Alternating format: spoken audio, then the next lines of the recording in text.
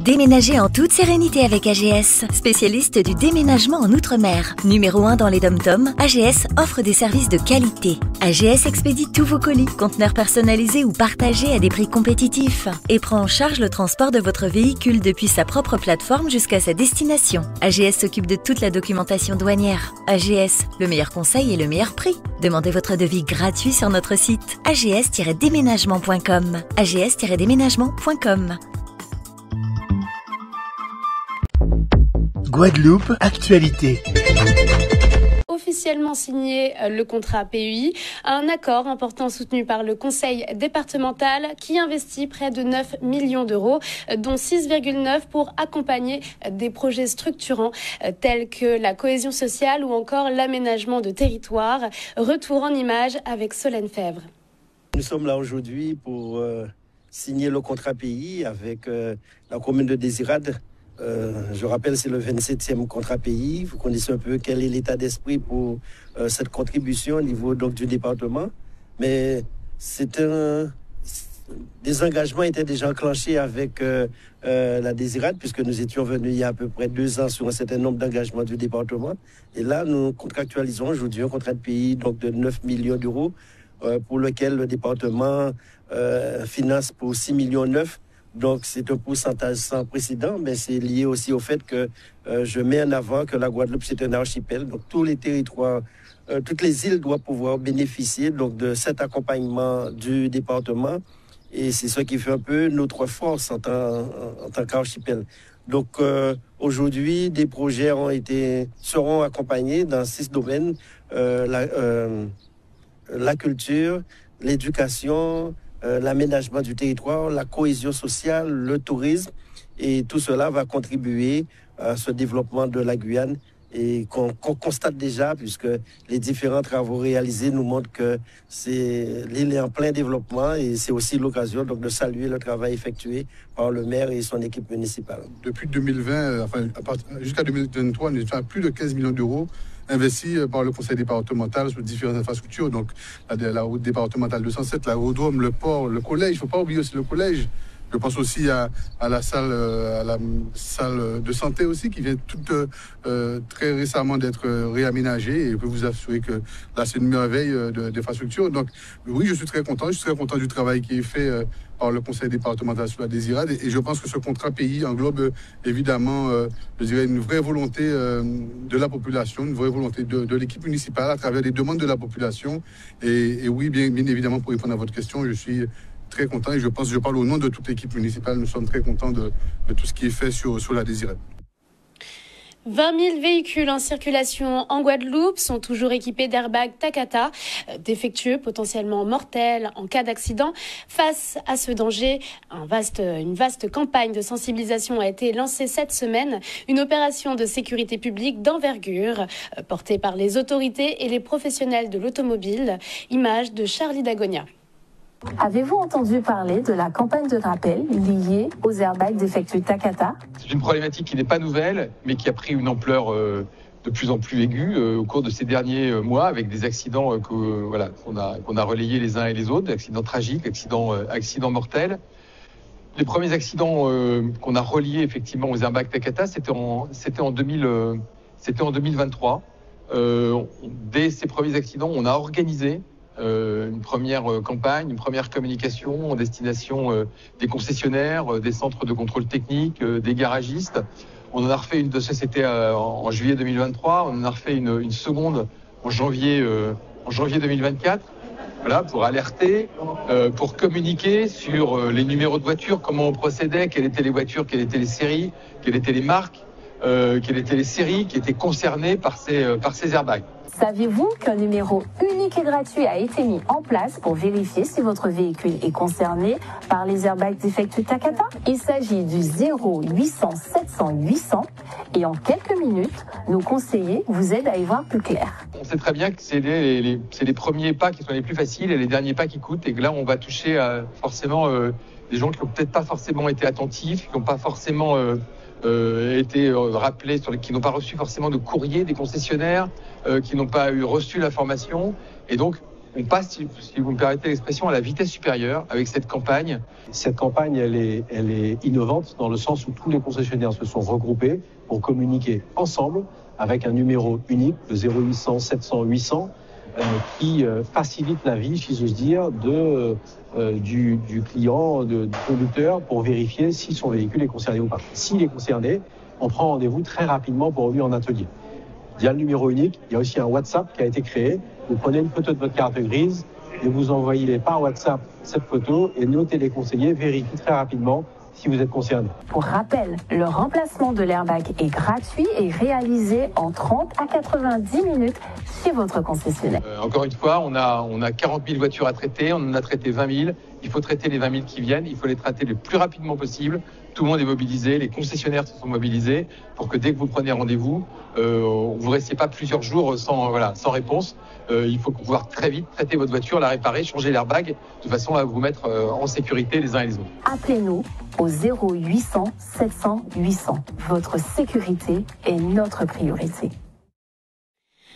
Tension autour de l'approvisionnement du charbon actif en Guadeloupe. Depuis plusieurs mois, la société ACPM Ingénierie, en charge de livrer ce produit essentiel à la purification de l'eau, n'approvisionne plus l'usine de production.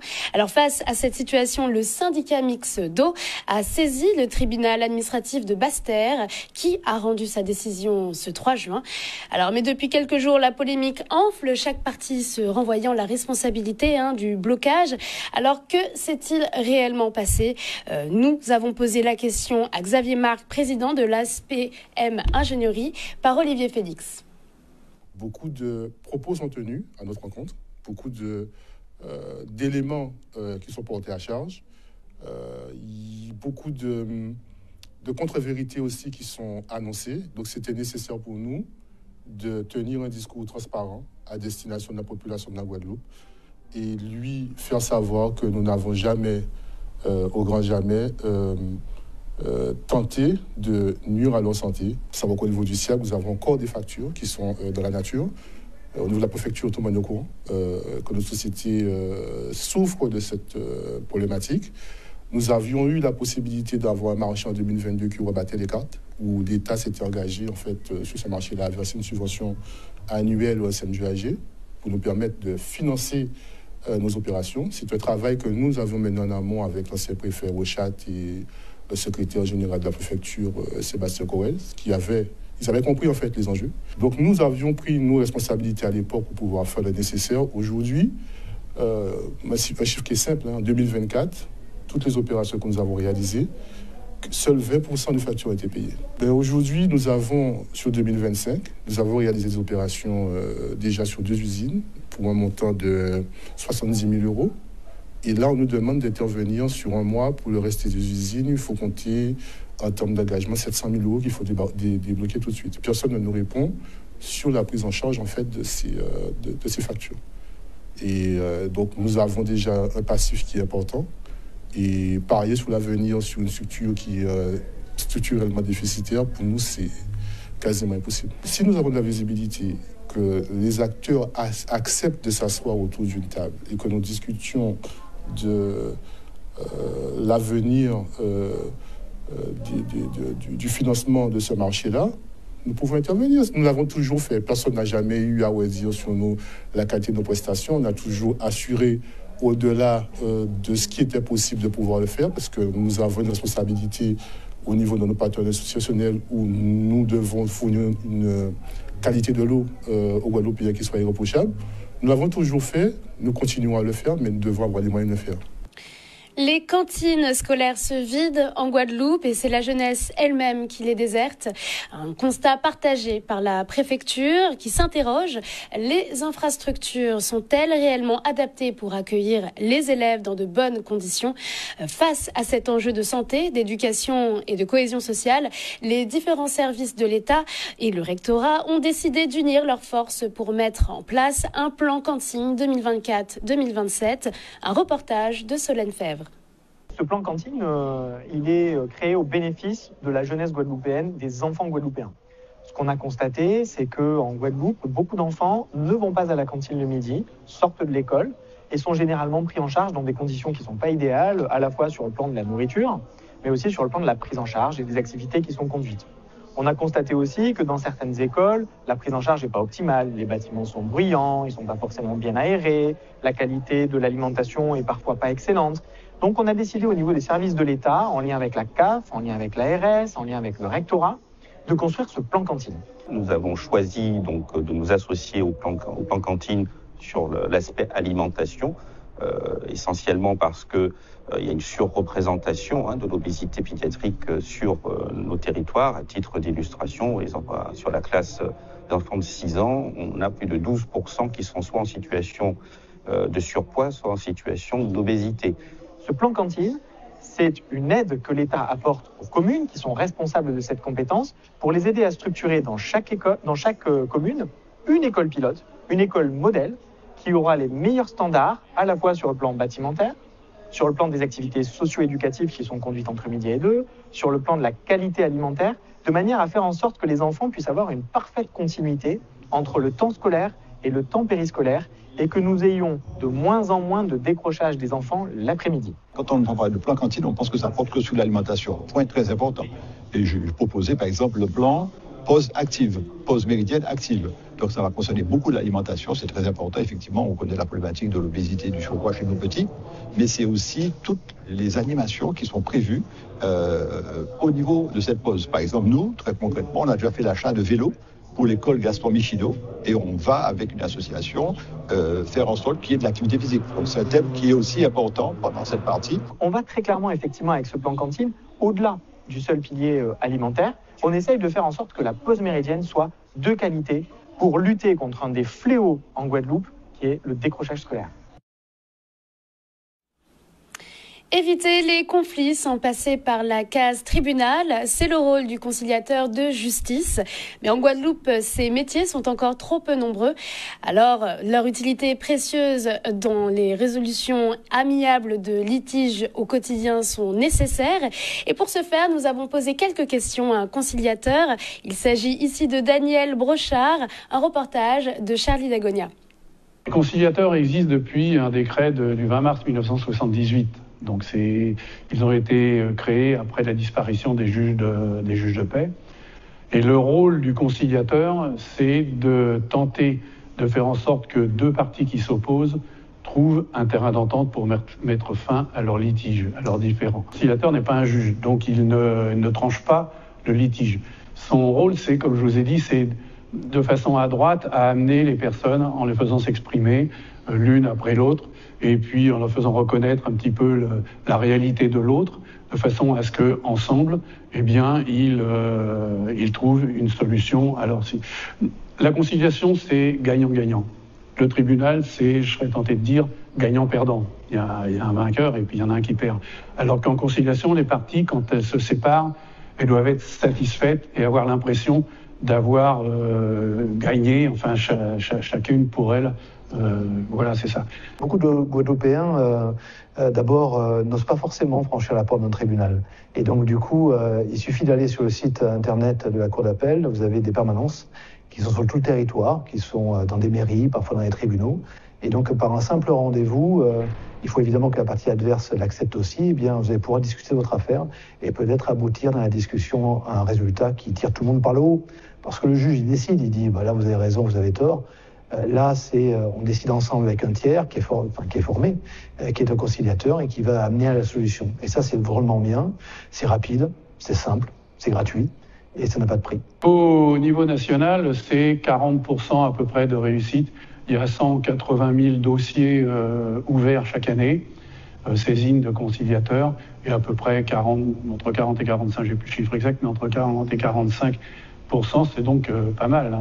De plus en plus sollicité, d'autant que depuis octobre 2023, pour certains litiges, il a l'obligation de passer par un règlement amiable. Donc c'est la conciliation, mais ça peut être aussi la médiation, ça peut être la procédure participative avec des avocats, mais c'est pour tous les litiges de moins de 5 000 € et tous les conflits de voisinage. La connexion à l'international devient un enjeu stratégique majeur pour les territoires ultramarins. Alors en Guadeloupe, la montée en puissance des usages numériques comme le télétravail ou les plateformes de visioconférence pousse à renforcer les infrastructures numériques. Alors c'est tout l'enjeu du Caribbean Project, un projet porté en soutien avec l'Union européenne pour améliorer les bandes passantes internationales. Benjamin Bell, directeur de Canal+, Antilles-Guyane, au micro de notre rédaction, nous parle de ses orientations stratégiques, un sujet préparé par Grégory Laps. Effectivement, on s'aperçoit que les usages de la fibre sont de plus en plus importants, que ce soit pour de la télévision, les visios, pour le télétravail, pour la domotique. Et pour ce faire, en fait, on a besoin à la fois d'avoir une connexion vers l'international pour aller récupérer des choses qui sont sur des serveurs aux États-Unis, dans l'Hexagone ou ailleurs dans le monde. Et c'est pour ça qu'on travaille sur cette bande passante internationale avec des projets comme le Caribbean Project avec l'Union européenne. Ensuite, une fois qu'on a l'accès à l'international, il faut qu'à l'intérieur de nos zones, sur nos territoires, on puisse envoyer la fibre jusque dans le foyer de l'abonné. On travaille avec les collectivités pour pouvoir permettre à un maximum de personnes d'accéder à la fibre, et ça avance à une vitesse grand V, notamment avec l'arrêt de la technologie cuivre, qui est l'ancienne technologie ADSL, qui va être remplacée par la fibre d'ici 2030. Et enfin, on s'aperçoit que pour certains clients qui sont par exemple en bout de ligne, il peut être compliqué d'accéder à la fibre parce qu'il y a besoin de travaux supplémentaires, pour une gaine technique qui est bouchée, pour une tranchée à faire sur la voie publique. Et dans ce cas-là, on est en train de travailler sur des partenariats publics-privés avec les collectivités, les régions, pour proposer un soutien financier aux foyers qui auraient besoin d'accéder à la fibre. Un client ADSL, aujourd'hui, il doit contacter son opérateur pour pouvoir passer sur une technologie fibre. Après, il peut également contacter Canal+, l'opérateur Canal+, pour se connecter à la fibre, se renseigner sur nos offres et pourquoi pas également prendre la télévision, puisque comme on le disait tout à l'heure, aujourd'hui, Canal+ est la marque qui englobe à la fois le produit télé et le produit Internet pour proposer quelque chose de global, puisqu'aujourd'hui, la télévision via le support Internet offre plus de confort en termes de replay, par exemple, pour regarder les programmes quand on le veut et à quel moment, au moment où on le souhaite, mais également en termes d'expérience avec des modes de type expert, des plusieurs programmes simultanés, et ça offre également cette souplesse pour consulter et regarder nos programmes. Cette offre digitale, elle a été conçue spécifiquement pour les Antilles-Guyane, qui nous permet de proposer à 25 € une offre très riche avec les chaînes Canal+ et la série et la plateforme Max à un prix très accessible, puisque c'est sans décodeur, c'est directement sur les tablettes, sur les téléphones avec l'app Canal+. Et donc, ce type de produit peut nous permettre de proposer des tarifs très accessibles. Donc, en permanence, on regarde, on parlait du besoin tout à l'heure du client, et c'est le besoin aussi bien en termes de contenu qu'en termes de prix. C'est l'aboutissement d'une année de travail, de rigueur et de passion. Les élèves du conservatoire d'Aubervilliers-La Courneuve, en partenariat avec le centre culturel Sonis, ont offert leur concert de fin d'année.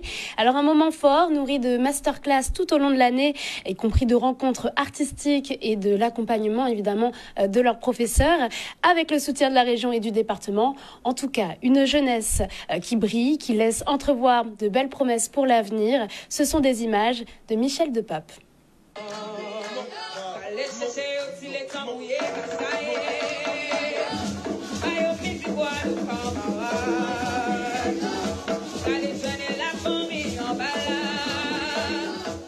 Le concert de fin d'année, c'est l'aboutissement d'une année de travail avec moi déjà en tant que professeur, mais aussi nos partenaires privilégiés, le Centre culturel Sonis, et puis aussi le CRR 93, parce que ce sont tous des élèves du conservatoire d'Aubervilliers-La Courneuve. Et puis c'est aussi des professeurs de renom que l'on ne présente plus. Jérôme Castry, Éric Delblon, Audrey Clodion, Adam Zoulac et bien d'autres. Et puis c'est aussi des masterclass avec l'excellence au rendez-vous. Stéphane Castry, Sonia Droupé, et là encore bien d'autres qui viennent finaliser notre spectacle, apporter du grandiose. Mirella Toussaint, nous sommes en S2TMD, une filière excellente. Donc ce concert pour nous, c'est l'aboutissement, c'est ça représente notre filière, l'excellence, tout simplement.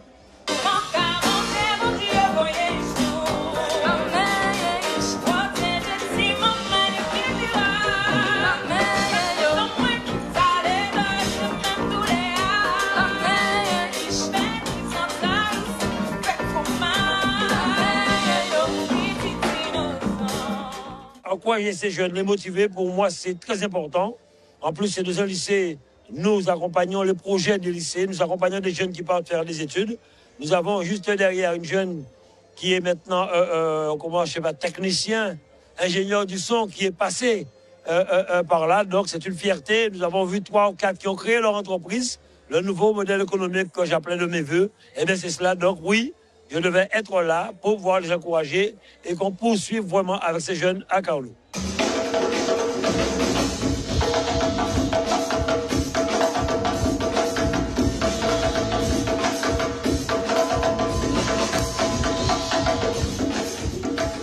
Quand je vois la prestation, quand je vois la passion, quand je vois la maîtrise de ces enfants, tout cela nous encourage et c'est de bon augure pour le pays. Parce qu'il faut qu'on sache que la culture, c'est déterminant, c'est ce qui donne l'identité, la force d'un pays, le rayonnement d'un pays, qui donne une dimension internationale à travers la qualité donc, des œuvres. Donc c'est une bonne chose que nous ayons donc, des pépites comme ce que nous venons de voir ce soir. Donc je suis un homme heureux.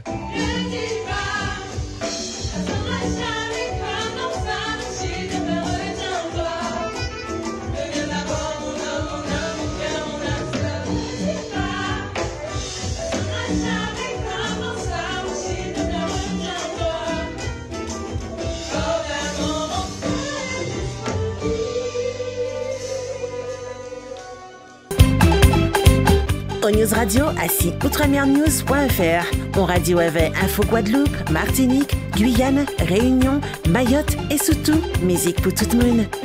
Attention.